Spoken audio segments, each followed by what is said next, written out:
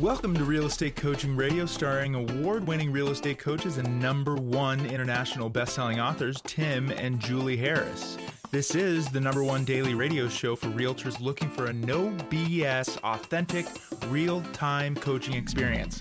What's really working in today's market, how to generate more leads, make more money, and have more time for what you love in your life. And now your hosts, Tim and Julie Harris. Welcome back. This is Real Estate Coaching Radio. We have a fantastic topic for you today. It's one of our favorite topics: builder secrets, buyer incentives, and big commissions. So what we're going to be focusing you on today is how to make the most of what is going to be a major element of the 25-year housing boom, which is certainly going to be working with new construction builders. So we're going to be giving you guys a lot of details, a lot of drill down. Make sure you're taking notes, but guess what? If you can't get the notes, you can write the notes down fast enough. You can get all of our notes, our actual outline with all the extra detail. And there's a ton of extra detail that we can't talk about on the podcast because, frankly, there's a lot of website and URLs and different linking information like that. So if you want all of our real notes, the notes Julie and I use, the notes that we spend hours researching, you have to subscribe to the newsletter, which is harrisrealestatedaily.com. So subscribe to harrisrealestatedaily.com. It takes 2 seconds to do, costs you nothing, and you'll have all of our notes, harrisrealestatedaily.com. If you've not yet done that, go ahead and do it right away. And yes, you will be receiving a special invitation to our mastermind that Julie and I are going to do probably the week after, in 2 weeks, maybe 3 weeks, just depends how it organizes itself. But this is going to be a mastermind where we're going to drill down on how to overcome the 3 biggest challenges that agents are having right now in their real estate businesses. So that is happening in 2 weeks or maybe 3 weeks. But the only way you're going to get an invitation is if you are a member of harrisrealestatedaily.com, which is our newsletter. It costs you nothing. No excuses not to do it. All right, Julie, let's roll right in. Yes. All right. Excuse me already. So as you said, the notes are in the newsletter, and even so, and there's great notes in there. The real drill down is in Premier Coaching. So we're probably not going to get to everything that we have in all of the outlines. So feel free to interrupt me and make sure we keep the train on the tracks here. But why does new construction matter? We talk about it on virtually every podcast. 30% of homes currently available for sale are new builds, and that's climbing daily. Remember, one of our previous podcasts, we went over the new builds are up 12% so far this year. So it's already 30% and it's going up from there. So if you're not plugged into this space, you're missing out on potential commissions, listings, buyers, long-term relationships with builders and developers. Julie, so let me ask, hold on. I'm mesmerized by that statistic because I haven't heard that before. You're telling me right now of the existing homes for sale in the United States, 30% are new construction? Available homes that are either under construction or already built are 30 or 31%. Yes, that's right. Incredible. And nationwide. How many, right. And many of those, probably vast majority of those aren't even in the MLS. Correct.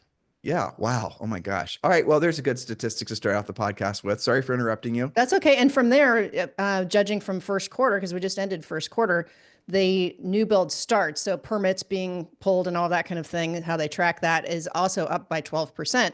The estimate is that they're going to build between 1 million and like 1.8 million new homes for sale. And considering that we're on track to sell somewhere between 4 and 5 million, that's a big chunk, right? So it makes sense. So we're going to start from the more basic, like getting to know what even is new construction. And then as we proceed through today's podcast and tomorrow's, we're going to get more and more and more advanced. That way you can jump in at whatever level you happen to be in your understanding. Okay. So, and again, interrupt me if I'm going on too long because you and I are both so enthusiastic about this. Yeah, but we just have to, obviously we have a lot of ground cover, so we got to keep the pacing up. So guys, we're not, we'll go quickly. We're going to go quickly, but the notes are available at harrisrealestatedaily.com. You need to use these notes. If you're writing, like Julie writes for National Association of Realtors, she writes for Housing Wire, she writes for a whole bunch of different publications. These are the basic notes that she uses when she's writing those long form articles.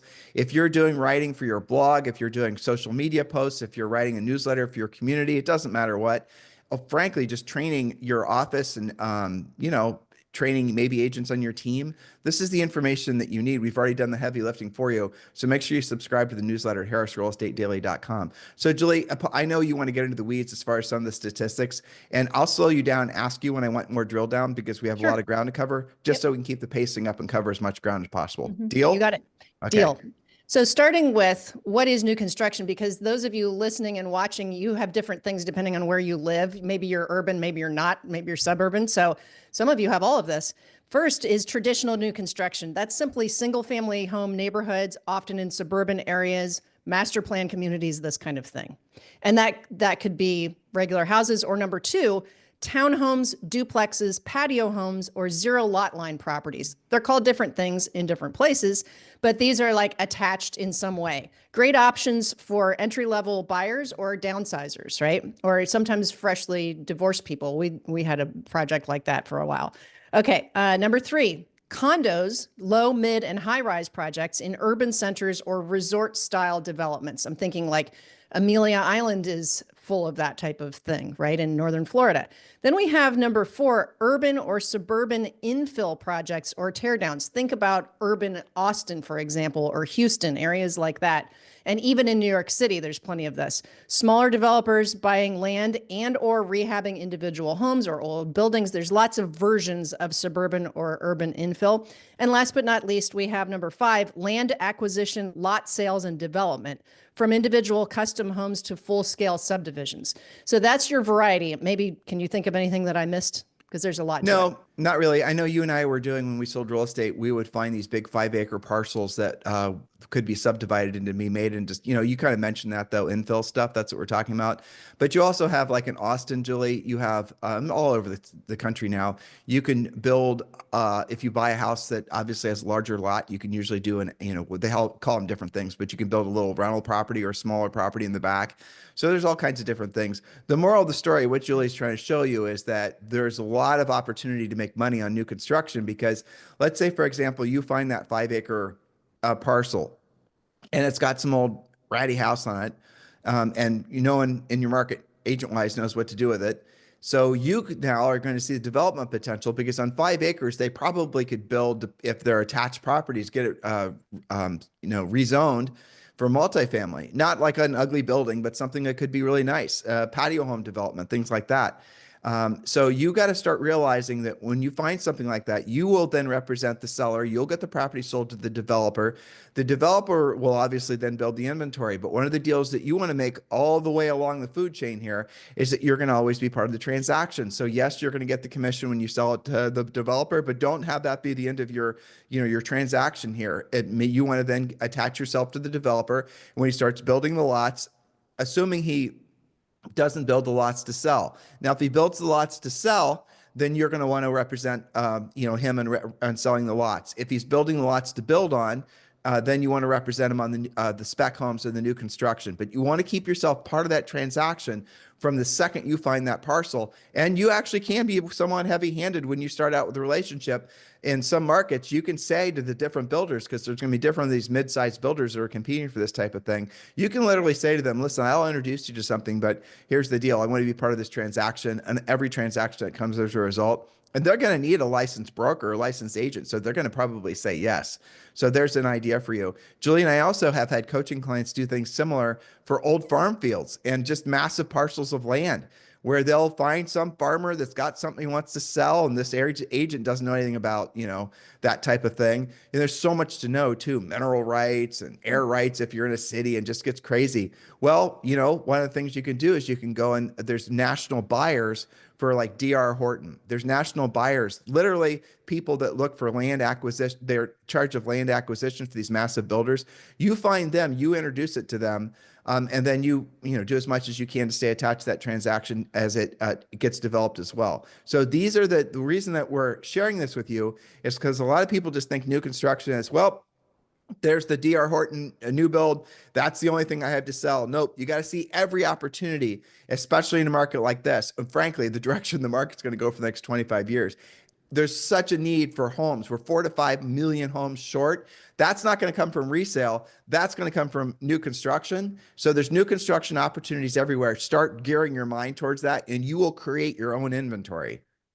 That's for sure. And we're going to, again, go from the most basic, just like new construction is completely foreign to me, on up to some of the things that you just described. A lot of agents have trouble selling parcels of land, especially larger parcels of land.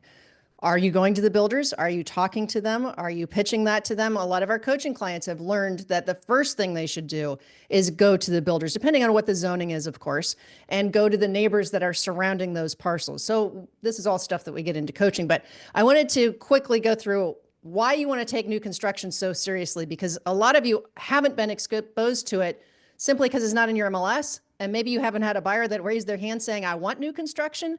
And maybe you've never, had a listing that is new construction. So quickly, I'll go through this and we can skip ahead if you'd like, but why you should take new construction seriously. Well, the first thing is an inventory advantage. Many of you are still stuck in low inventory markets. New construction provides inventory that is often not listed in your MLS, although some MLSs are picking it up now. And many buyers get discouraged with outdated homes that need repairs. New construction solves that problem. And it's also great for you as an agent because you don't have inspection nightmares for the most part. Number two, it's a huge market share. We talked about it's between 30 and 33% of available inventory. So if you're not tapped into that, there's like an entire third of the market that you're not exposing your potential buyers to and that you're not tapping into as a listing agent. I'm still stuck on that, Julie, because if I'm in a marketplace where there's new construction available and it's not in the MLS, you really could carve yourself out a very powerful niche of just essentially going and doing the work and finding where all that inventory is and meeting with all the builders, getting all the specs. There is, generally speaking, no organized list for that type of thing. Maybe there are for the huge national publicly traded builders, but there's not going to be for the medium-sized builders. You're going to have to go there. And oh, by the way, you might find yourself walking into some listing opportunities as well. Well, think about Heath Moulton's a great example of that in Iowa. Oceans and oceans of new construction. And he's made himself and his team the purveyor of that information and a hub of all things new construction. It's a huge advantage. It's a great spoke. Well, yeah. So interesting thing about him is he does list with a large regional builder that does directly compete with D.R. Horton. And he will list their spec homes. And he handles all the transactions. He does all the new build stuff. And I know he makes personally over $1 million a year doing that. And he's in Iowa. So $1 million is like what $1 million was 10 years ago if you're in Iowa. It's like 10 million for everybody else. Yes, exactly. That's right. Well, speaking of which, because he's a good example of this, point number three, why you want to take new construction seriously. One relationship can equal many, many transactions. Builders don't build one home. They build dozens, hundreds, even entire communities. So get in the door once and you could have repeat business for years. You'll remember many of our past projects with Truco, as well as the Eastland Court stuff that we did. Some of those developments, because it's not just that new listing, it's the fact that you're lead generating for months or years off of having that listing from the time it's dirt to the time it's built, and all the open houses and the models and all of that attracts to you. You're not going to always sell that unit or that house to that person calling. You're going to do a lot of sales in between. So the next thing that I really like for coaching clients, especially number four, and for their buyers, is that oftentimes with new construction, you're not stuck in a bidding war. Your buyers won't be competing with 20 other offers because the builder has 20 other lots. They're continuing to build. You don't always have to compete. Although there's some areas where you are competing for new construction if it's still inventory constraint. Generally, your buyers are going to get a better selection, customization, peace of mind, no inspection nightmares. And yes, you as a buyer's agent in that case might have to wait a couple months for your closing, but in many cases you don't because they're buying a spec home. It's already built, ready to close. Some of those actually close faster than resale because you don't have all the inspections and appraisal stuff to go through. This might be a good point in our outline, Julie, to remind them that oftentimes builders will pay a premium buyer agent commission. Oh, yes. I have some examples of that coming up, by the way. All right. So we're going to hold off and tell you guys about what those are and how you can go about getting those by buy premium. That's a code for whatever above market rate commission is, because the builders are not stupid and they're trying to sell their obviously spec homes and new construction homes. The spec home stands for speculate, in case you don't know. They're building it to speculate that they're going to find a buyer. Well, so they're going to offer, and Julie's about to talk about the different financing they offer to make it more appealing, because generally speaking, the homes that the builders are selling, new construction or spec homes, cost more than a resale home.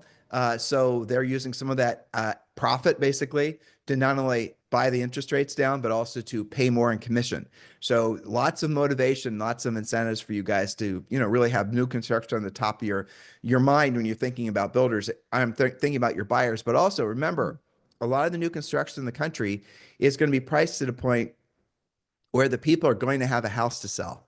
it's going to be at least 2 transactions. So if you become the purveyor of the go-to source for all things new construction in your marketplace, if your price point is at a move up price point, not a first time buyer price point, you're going to find yourself walking into a lot of listing opportunities too. So virtually every market, this information is very relevant for. And guys, listen, this is just an overview of what you get in Premier Coaching. And I know we're giving you tactical, practical information that is absolutely putting you in a position to help you make money. The next natural step for all of you, obviously, is to join Premier Coaching. What the heck are you waiting for? Premier Coaching is arguably the nation's #1 coaching program for agents who are seriously ready to get into action. You can go about Premier Coaching a bunch of different ways. You can self-pace it, or we'll pace the education for you, monthly, or you can basically just have all Premier Coaching the second you enroll. It's completely up to you. And yes, Premier Coaching does include an ethical real estate professional. So that is our exclusive designation you get when you're a Premier Coaching member. I think you'll argue, or it could be argued, that the best reason to join Premier Coaching is there's no risk. It's proven to work in all markets, proven to work in all price ranges, proven to work with all different agents of different experience levels, proven to work with teams, individual agents, but you can join completely risk-free. You have no payment for 30 days. If you choose to quit in 30 days, you can, no problem whatsoever. And you get full access to the first level, and that includes a daily semi-private coaching call with a Harris certified coach. So I want you to keep all this in mind. You love what you're getting on this podcast. The next natural step for all of you is to obviously join Premier Coaching. What are you waiting for? I mean, what's the delay? What would the reservation be? Because you can join without it costing you any money. So you want to take your education to the next level and really supercharge your 2025 into 2026. This is how you do it. Very well said. That's right. Don't wait another quarter. It's already quarter of the year is gone, right? So the next reason is what you mentioned a second ago for new construction. It is potentially better value for your buyers. And I've got 3 little bullet points on this. Many builders offer rate buy downs, closing cost assistance. That's a new thing that we haven't seen before, and free upgrades that make new homes more affordable than resale, especially if you consider some of the things that you would add on to a resale. You're out of pocket as a buyer. You can roll that in. Maybe you want to have a deck or a pool or better landscaping. You can put that in the price. Another example is Lennar is advertising a 3.99% fixed rate financing on quick move-in homes. Those are the spec homes that you mentioned, 3.99%. It's effectively a 2-1 buy down that helps buyers ease into ownership. So that's a pretty creative way to go about it. And that's low rate. That's fixed for 30 years? I think it has adjusts after a year, and I think it goes to 4 something. I mean, you can't do that much better considering, right? No. And Pulte Homes, this is interesting. They're offering up to $30,000 in what they call flex cash, which buyers can choose how they apply that towards closing costs, design upgrades, and or rate buy downs. So they're essentially rolling in 30 grand that you can decide what to do with. Maybe you use it all in a buy down, but I think it's interesting that they are putting it in that way as flex cash. And then point number 6, especially in the light of the commission lawsuits and having to have those discussions again, in almost every case, your commissions are built in. Builders already account for your commission. There's no awkward negotiation. And as you mentioned earlier, Tim, sometimes they're paying up to double the market rate for a commission, depending on where you are and what the properties are. Some builders are paying significantly higher commission rates on certain homes or certain communities. The example that I always use is around San Antonio because there's so much of that going on. There's probably 6 or 7 first-time buyers. These are like $300,000 to $400,000 homes that have all kinds of perks for the buyers, and they also have perks for the buyers' agents. So Julie, let me interject here. So here's an interesting thought I just had. This is kind of advanced player mode. All right. So if you're working with Pulte and they put 30,000 on the table that the buyer can do whatever the heck they want to with, basically, that's what Julie just said. So that doesn't mean that they can reduce the price by 30 grand. So if you walk into a Pulte new construction home, I can pretty much guarantee you if the buyer's, I'm super smart, I'm going to get the $30,000 back as a credit or something. They're not, price. Right. They're not going to do that because that's going to screw up their comps. So you're just not going to have the use of it. That's the reason that, a lot of buyers will end up working with an agent because it doesn't cost them anything. But when you're an agent and you're working with new construction, the new build rep does basically everything. But here's an interesting thought for you, and this is advanced player mode. You could hypothetically, I cannot imagine the builder would care, charge a buyer agent commission of more than whatever the market rate commission is and have the builder pay it as part of an example, using Pulte as an example, using that flex cash. So if, for example, your commission was say 5% or 6%, whatever you agreed upon with the buyer, you then can have that basically the builder cover that. And if you wanted to offer the builder, a buyer an incentive, make sure you're disclosing all this. But if you wanted to offer that buyer a financial incentive or an incentive to upgrade their refrigerator or whatever, you could do that partially with that premium commission that you got the builder to pay. So you probably have more control over the flex cash than you think you might have. Because really at the end of the day, the builder's putting that 30 grand on the table. You do with it as you may. They're essentially saying they're negotiable. They're willing to put a deal together, right? And here's my favorite one, which is our point number 7, down payment assistance. Again, this is a new thing that's cropped up. Shows you that the builders are having to compete to sell some of their inventory too. Get this, True Homes in Charlotte, North Carolina. They have an area called Duke's Ridge. They offer up to $95,000 in down payment assistance. How about that? It's called their Doorway to Prosperity program. Another one is from Texas.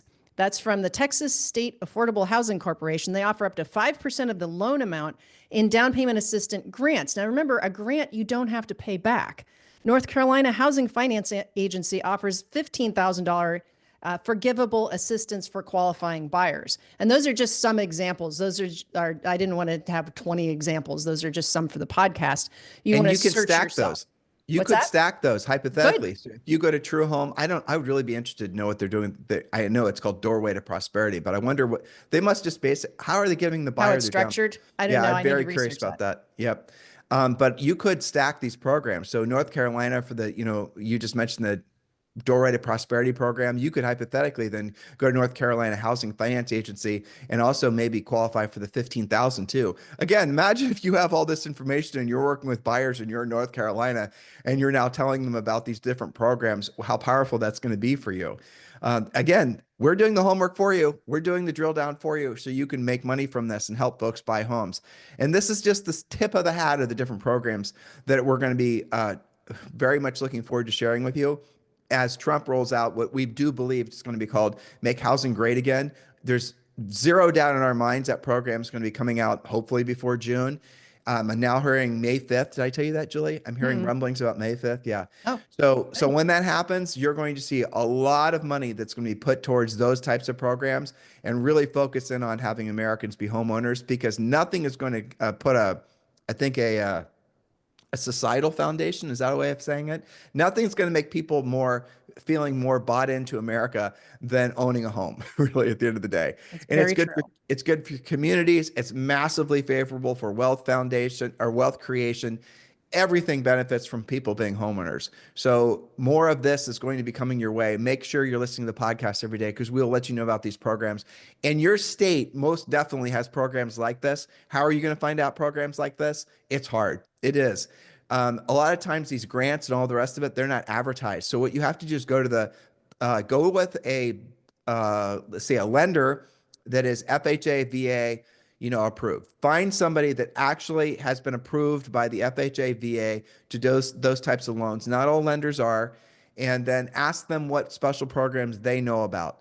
They'll probably be a lender that you'll probably have to dig to find them that specialize in these types of programs, and hold that person close to you, because they're going to be the ones that oftentimes are going to help you put deals together. So you could find a buyer shows up in your life, and this buyer has been turned down by other agents. This buyer's been turned down by other lenders, but because you know about these other programs, you're now able to help that person. You're able to obviously get paid for doing so. That should excite all of you. That is the real bottom line of why all of you should be very, very excited about the opportunities that this new 25-year housing boom is going to create. If you're tuned into the right frequency and you have the mindset of service and you're willing to do the real work to find out this information, and your way of preparing for a buyer or seller appointment isn't just looking in the MLS. You're going to have to drill down, go way farther than the traditional sources of information. Hopefully we're getting you excited about all that. Julie, what's point number 8? Well, point number 8 is, again, something that's kind of new now. Regulations are now starting to work in your favor, in your buyer's favor. Florida's Live Local Act allows developers to build in certain commercial zones and offers tax breaks to accelerate housing availability. Now, there's also opportunity zones. There's different things where it's not just a tax break to the builder. Oftentimes, that's a property tax break to the buyer as well, which is a competitive way that they sell their product versus somebody that doesn't have that tax incentive. Texas and other high growth states are streamlining their permits to shorten construction timelines and also reduce costs. Again, that's great for the buyer. That's great for you. And, we're talking a lot about buyers. Tomorrow, we're going to talk about 7 ways to make money with new construction. That also includes listing with builders and developers. But I was thinking as you were talking, Tim, with some of these special programs, think about repeat and referral, the lifetime value of that of that client to you as an agent, because you help, for example, a first-time buyer or a lower income buyer that's been turned down and they don't think they can buy anything. And you not only find them a special mortgage program, but you find them new construction. Like, imagine if you were that frustrated buyer and you think the only thing you can afford is some beat up piece of junk that you don't even want to buy anyway. You'd rather rent. And then you have an agent that saves the day and not only finds you something, finds you a good loan program and helps you get qualified, but you're also in new construction. That's a client for life. They're going to refer all of their friends, their family. They're going to be ready to move in 2 years. That's going to be a listing for you. And the list goes on. We'll talk about that more on tomorrow's pod. Well, new construction also is a primo opportunity for investor buyers. So you're, want to buy 5 rental properties. You can go to a new construction builder, and maybe this is good information for you, dear listener. Go to a new construction builder. There's $30,000 on the table. If you're buying from Pulte, you have a real estate license. You could make your buyer agent commission $30,000. You could use that as your down payment. You could then buy that property with just using a commission as your down payment, assuming you qualify, which you probably do. And then the next thing you know, if you have a rental property. If there's 5 phases in that new construction development, you're buying your rental property in the first phase. By the time the 5th phase is done 10 years from now, inflation is going to have jacked that price up on the property up by probably 30%. So there you walked into a property with probably no down payment, and it's just, you've kept it rented the whole time. You've made cash flow on it. Who's going to rent it? The people that are waiting for their new home to be built. You're going to always have a steady stream of potential tenants. You guys, are you opening your mind to the opportunities that new construction is? Just saying that made me a little bit excited, honestly, Julie. Yeah, that's true. And I've also seen more advertising from builders that do have a lot of inventory that they are now, quote, investor friendly. And they weren't before. They used to keep the doors closed on that and just say it's only for, regular people, not investors. That's starting to change a bit. How you find those, it's more likely to go to like a subdivision that's got hundreds and hundreds of homes and they've got some spec homes sitting around. They're going to be more investor friendly. So we'll talk about that more on tomorrow's podcast when we go from the most basic way to get into new construction to the most advanced that you gave them a little prequel on about working with developers and bringing them land and doing the whole subdivision. So that's what I've got for today. So as promised, as we do on our podcast every single day, and we've got well over 7,000 podcasts you can go listen to, we try to keep our podcast focused on things that are practical, tactical, and put you in a position where you can get into action and help others and make money. Did we just do so? Did we just accomplish our goal? If we did, if you like what you heard today, make sure you go back and listen to the past shows and like and subscribe to the podcast. Julie, are fluff free. We don't like to, vamp about things. Well, except on Friday. On Friday, that's when anything goes. Anything goes, right? But Monday through Thursday, we're going to always focus on the stuff that's going to be most useful for all of you, so you can keep your head tuned into the opportunities that this market allows for you to experience, unlike probably the last 15 years. 2025 is the official start of the 25-year housing boom. See how these numbers all work out? And it's going to last until roughly 2025 is going to go, the boom is going to end probably, start tapering off in a meaningful way 25 years from now. And we have laid out our case for why we believe that's true. Go back and listen to our past podcasts. I'll give you a little hint though. It's all about demographics, but it is all there available for you. If you want to listen to any of our past podcasts, YouTube, iTunes, Stitcher, Spotify, wherever you go. In the meantime, thank you for keeping this #1 listen to daily podcast for real estate agents in at least the United States. Make sure you like and subscribe. Have a fantastic day. We'll talk with you on the show tomorrow. This podcast is a part of the C-Suite Radio Network. For more top business podcasts, visit c-suiteradio.com.